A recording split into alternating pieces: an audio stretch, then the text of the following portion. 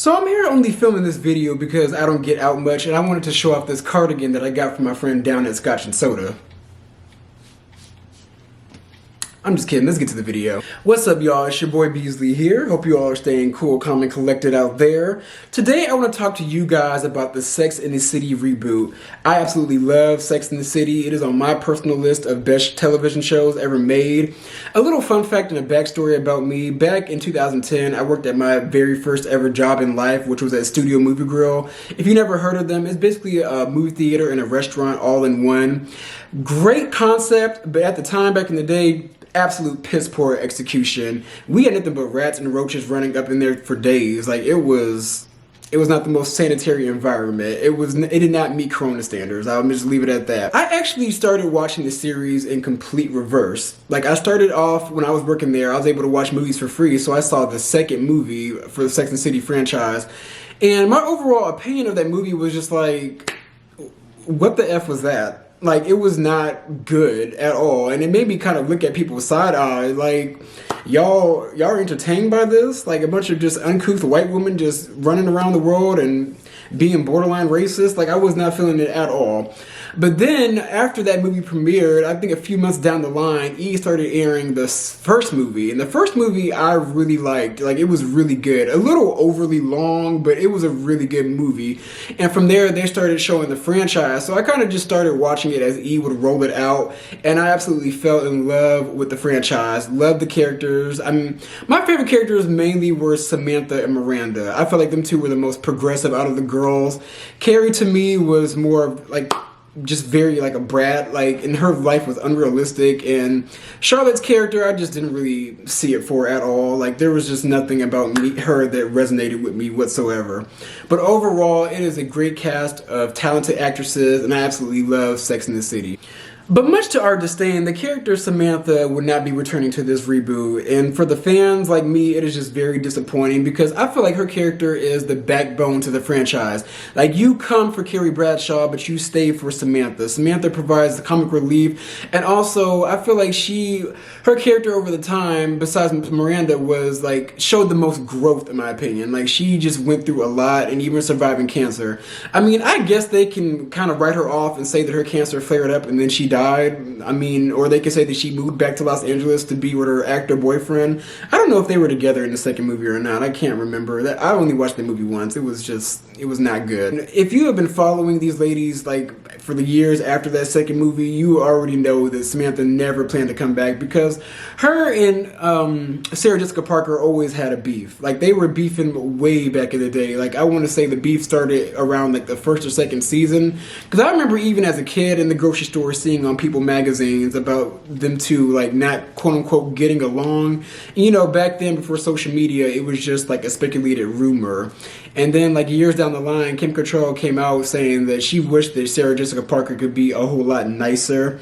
So you always sensed that there was like a rift between them two, but you know, they're so talented to where you couldn't even tell that there was on-set tension because both of their characters had chemistry, and both of them, it's like you came for Carrie Bradshaw, but you stayed for Samantha. Samantha, to me, was always the backbone and also like the comic relief of the whole entire franchise. And her character is going to be very missed. Like, it's a huge disappointment that her character is not coming back at all.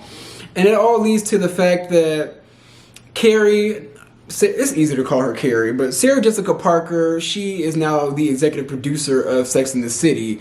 So she kind of has a lot of power going on back then. And I think Kim Cattrall kind of felt some type of way that she was able to get producer credits.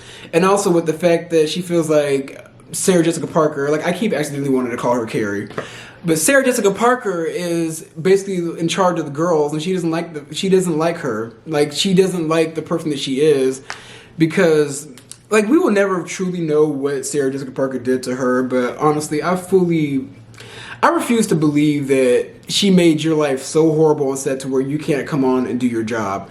Now, Kim Cattrall, I respect. She's an amazing actress. Like, she is this Samantha character, but at the same time, it's like, you can't just suck it up and go out and get this money. Like, if you don't know, she had a show on Fox that got canceled about 2 months ago. During the Corona season, when Hollywood is shut down, I just feel like, girl, like, put your ego to the side and whatever issues you have and just go out and get this bread. Like, for one, Hollywood is borderline all the way shut down again. Like, people are hardly even filming anything, and if they are, it's with huge restrictions. You guys are going to be the ones filming and getting a guaranteed check, and also coupled with the fact that these ladies are not going to get paid anything less than $10 million to film this. I understand you may not need the money because you've accrued a lot of wealth throughout your entire career in the acting industry, but you don't want more money as a cushion for these hard times that we're going to be facing, and the hard times are not over, y'all, so be prepared. But I just feel like it would be amazing to have all 4 of the women back, but girl, if you don't want to be there, then we're not even going to force it anymore. Like, you've clearly stated that you just want nothing to do with the franchise, which is, if you don't want to even admit it, like, it's the show that you're most known for. Like, you are Samantha to us at this point. Like, we don't really see you as anybody else. And at this point in your career, like, I don't know if you're going to get another role that is going to have you break out of being seen as just a Samantha character.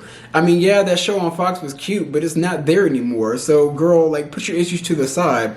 But the creator of Sex and the City did come out and say that the show will still continue and be great without the Samantha character.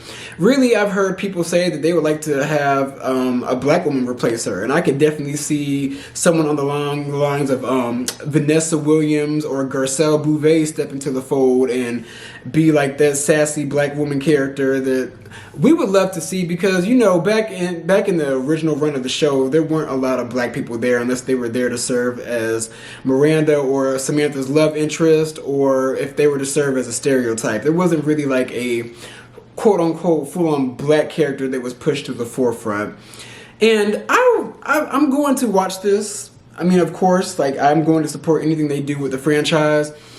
But overall, y'all, I want to talk about the problems I have with reboot culture. I feel like Hollywood needs to come out and admit that they just have no ideas left. Like, they are just, there's like this big cloud of a writer's block going on. Like, I feel like there was more creativity in Hollywood even back when they had that big writer strike and there was a bunch of reality shows on television. Those reality shows were, I mean, they brought us New York, people that we know today and quote today. So I just feel like Hollywood overall, like, there's no creativity anymore, and they just rely on the past because it's the quick way to get an easy check.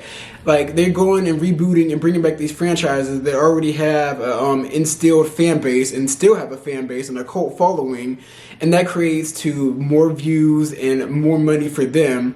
But there's going to come a part in time where you guys are going to write yourselves in a hole with this. Like, you guys are not going to have any creative ideas to regurgitate for the later years in the next 2 decades. Like, what show that is out today could you see getting a reboot in the next 10 or 20 years? I'll wait. Like, I mean, they're already even trying to bring back The Game, and I'm just like, The Game was not even off air that long ago. So you guys are already running out of ideas to regurgitate. I think it's time that they let the quote-unquote little people step into the fold and be given a chance to showcase what they have to bring to the table, like what these new up-and-coming writers have to bring, because the originality in Hollywood is just not there anymore, and it's very sad. Like, I really honestly feel bad for this up-and-coming generation because they don't have shit. Like, they don't have anything to look forward to. Like, the movies are trash. The television shows, while they're getting better, it's still just few and far between. And then on top of that, with the way content is just spit out these days, like, there's almost just too much stuff to watch. Like, for me personally, it's hard for me to even catch up with TV these days. Like, I have so many shows on backlog to where I'm probably not even going to get to any one of them. But reboot culture, Hollywood, I just want y'all to get it together. Like, I want things to get back to the originality of when I was coming up. Like, that's why I say I am truly thankful to be a 90s baby / kid, because we had everything. These kids today, they don't have anything. But those are my views on the Sex and the City reboot. I think it's going to be great with or without Samantha. At least I'm hoping it will be. Otherwise, it will probably end up being another disappointment like a lot of the content that's put out today.